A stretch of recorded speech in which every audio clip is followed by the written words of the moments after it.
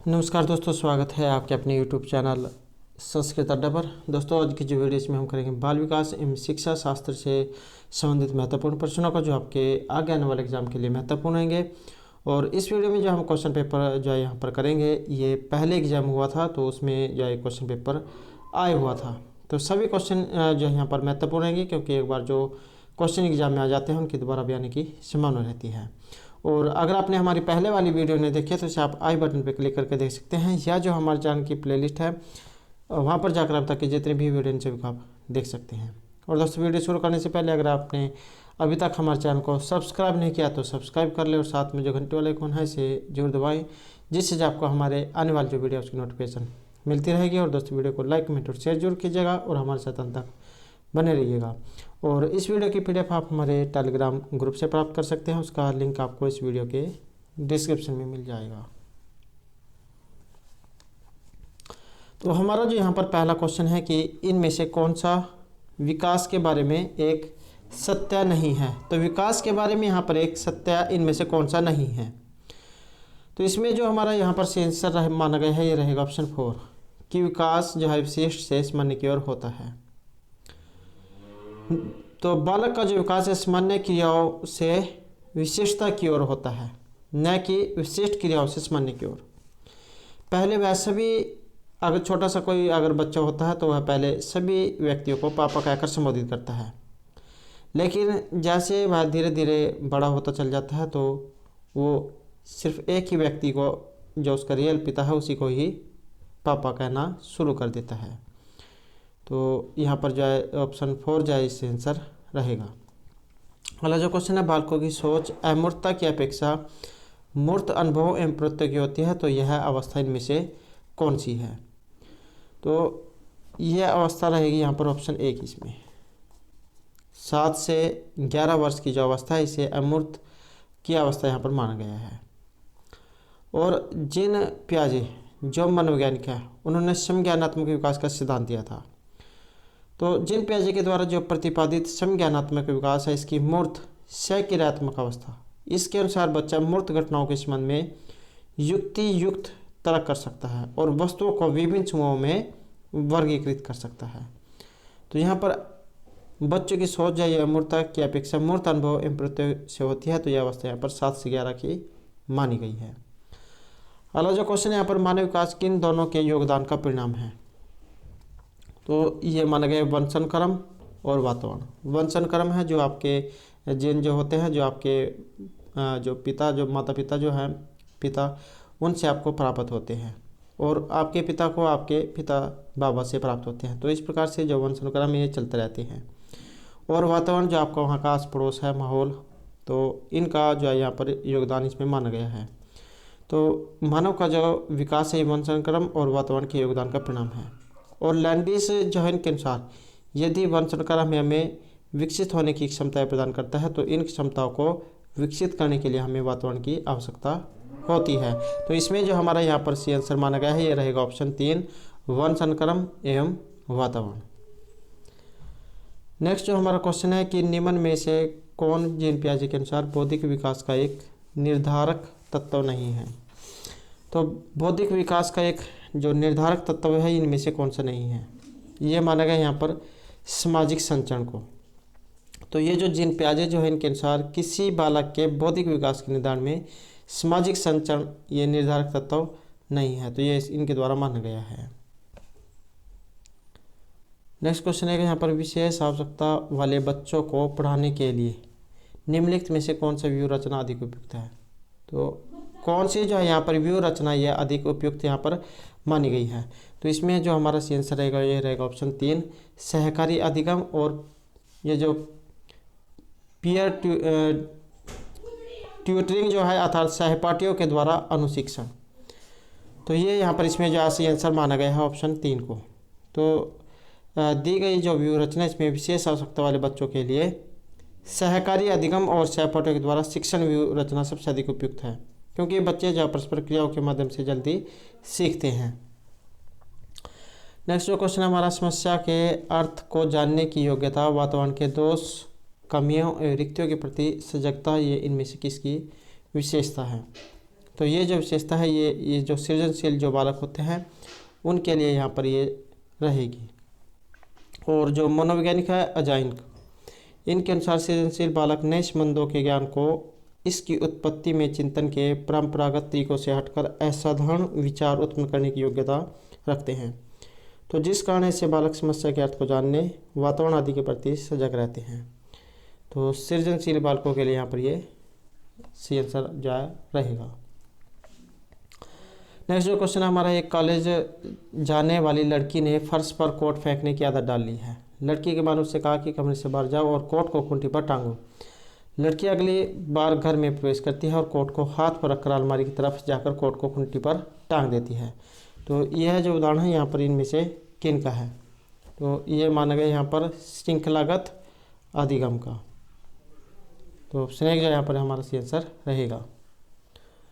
Next question है यहाँ पर, बाह्य अभिप्रेरणा में समावेशित किया जाएगा। तो बाह्य प्रेरणा, एक होती है आंतरिक प्रेरणा, दूसरी है बाह्य प्रेरणा। तो बाह्य जो प्रेरणा है इसमें समावेशित किया जाएगा। तो यह है यहाँ पर इन सभी को, तो इसमें इन सभी को समावेशित किया जाता है।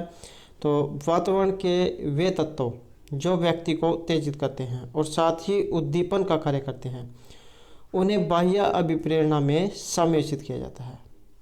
तो यहाँ पर जो है ये जो चारों जो है ऑप्शन यहाँ पर सी आंसर रहेंगे। प्रशंसा, दोष आरोपण, प्रतिद्वंदिता, पुरस्कार दंड और परिणाम का ज्ञान। नेक्स्ट क्वेश्चन है, जिस क्रिया में व्यक्ति दूसरों के व्यवहार को देखकर सीखता है न कि प्रत्यक्ष अनुभव के द्वारा, तो उसको क्या कहा जाता है? जब दूसरे के व्यवहार को देखकर सीखेगा तो इसे कहा जाएगा यहाँ पर सामाजिक अधिगम।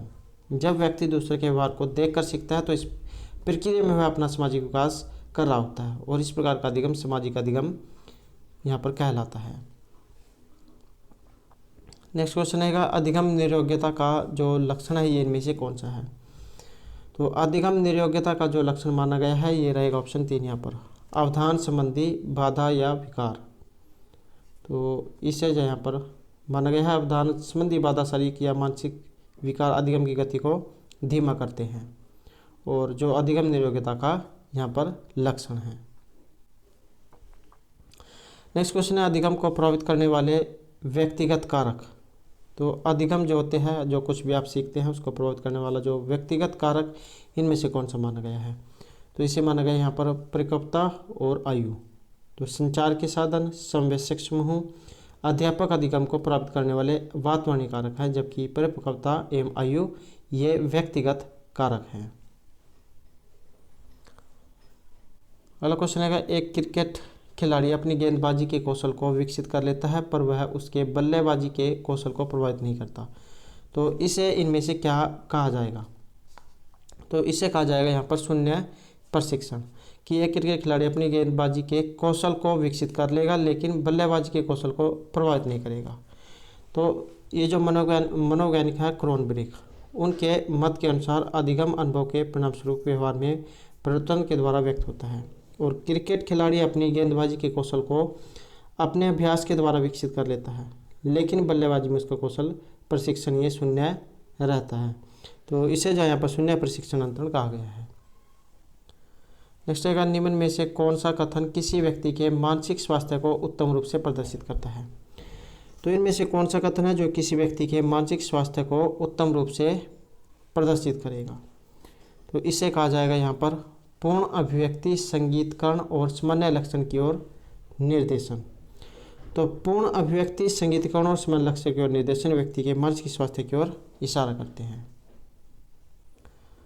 नेक्स्ट क्वेश्चन है यहाँ पर, सिगमंड फ्रायड और जीन पियाजे एवं अन्य मनोवैज्ञानिकों ने व्यक्तित्व विकास की विभिन्न अवस्थाओं के संदर्भ में व्याख्या किया है, परंतु जीन पियाजे ने इनमें से क्या माना है? तो इनके अनुसार माना गया है यहाँ पर ऑप्शन 3 कि विभिन्न अवस्थाओं को समझाने के लिए संज्ञानात्मक बदलाव के विषय में। तो जीन पियाजे जो है इन्होंने व्यक्तित्व के विभिन्न अवस्थाओं के संदर्भ में इनको समझाने के लिए संज्ञानात्मक बदलाव के बारे में कहा है और उनके अनुसार व्यक्तित्व विकास की प्रक्रिया में व्यक्ति की संज्ञानात्मक संरचना का रूपांतरण होता है जो उद्दीपक अनुक्रिया संबंधी के रूप में न होकर अधिक गहरा और आंतरिक होता है। तो इसमें जो ये ऑप्शन 3 को माना गया है। नेक्स्ट क्वेश्चन यहाँ पर जेपी गिलफोर्ड जो है इन्होंने अभिसारी चिंतन का प्रयोग किसके समानार्थ में किया है? तो अभिसारी चिंतन का जो प्रयोग माना गया है ये रहेगा सृजनात्मकता के संबंध में।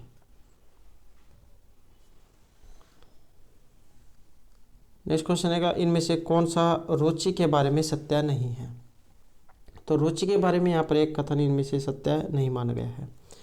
तो ये माना गया ऑप्शन 4 को कि रुचियाँ जो व्यवहार में आकर्षण और विकर्षण के प्रतिबिंब नहीं है। तो रुचियाँ जो है व्यवहार में आकर्षण और विकर्षण का प्रतिबिंब होती है जो हमें किसी व्यक्ति, वस्तु या क्रिया के प्रति ध्यान देने या न देने के लिए प्रेरित करती है। तो ऑप्शन 4 जो यहाँ पर सी आंसर हमारा रहेगा। नेक्स्ट क्वेश्चन है यहाँ पर अभिवृत्ति से। तो अभिवृत्ति इनमें से क्या है? अभिवृत्ति यहाँ पर रहेगा ऑप्शन 1। अभिवृत्ति क्या है? ये एक भावात्मक प्रवृत्ति है जो अनुभव के द्वारा संगठित होकर किसी मनोवैज्ञानिक वस्तु के प्रति पसंद या नापसंद के रूप में प्रतिक्रिया करती है।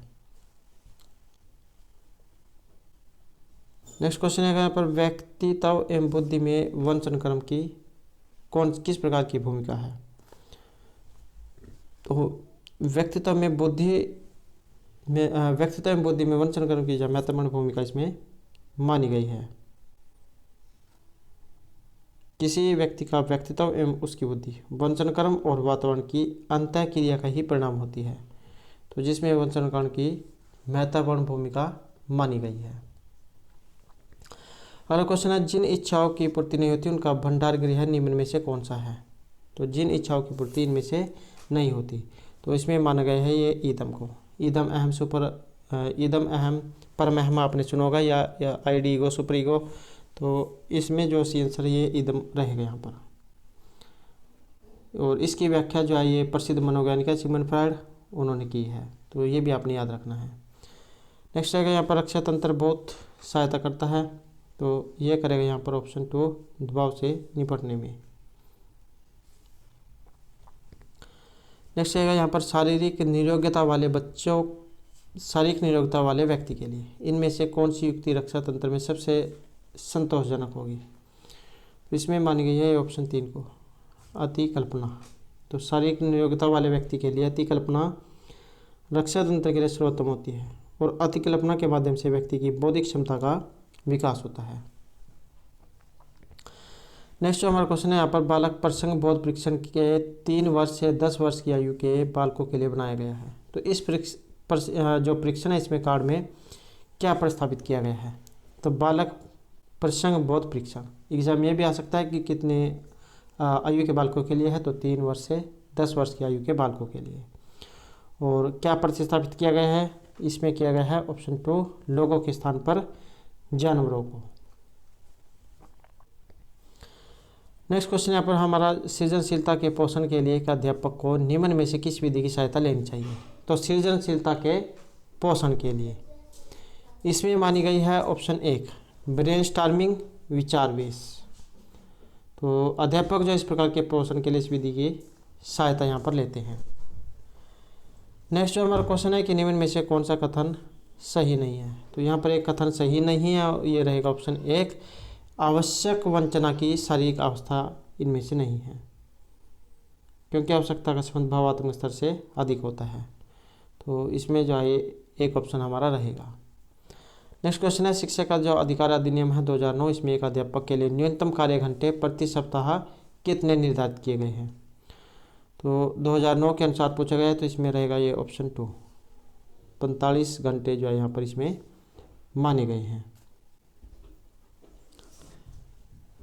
अगला जो क्वेश्चन है शिक्षा का अधिकार अधिनियम 2009 में एक अध्यापक को इनमें से किस दायित्व को पूरा करना होगा? तो इसमें माना गया है ये ऑप्शन 4 अर्थात इन सभी को। तो विद्यालय में नियमित रूप से समय पर उपस्थित होना, पाठ्यक्रम का संचालन कर पूरा कराना और संपूर्ण पाठ्यक्रम को निर्धारित समय पर पूरा कराना। तो ये सभी यहाँ पर इसमें माने गए हैं। नेक्स्ट जो रहेगा हमारा राष्ट्रीय पाठ्यक्रम की रूपरेखा 2005 में शांति शिक्षा को बढ़ावा देने के लिए कुछ क्रियाओं की अनुशंसा की गई है। तो पाठ्यक्रम रूपरेखा में निम्न में से किसे सूचीबद्ध किया गया है? तो इसमें किया गया है ये ऑप्शन 1 महिलाओं के प्रति आदर और जिम्मेदारी का दृष्टिकोण विकसित करने के लिए कार्यक्रम आयोजित किया जाए।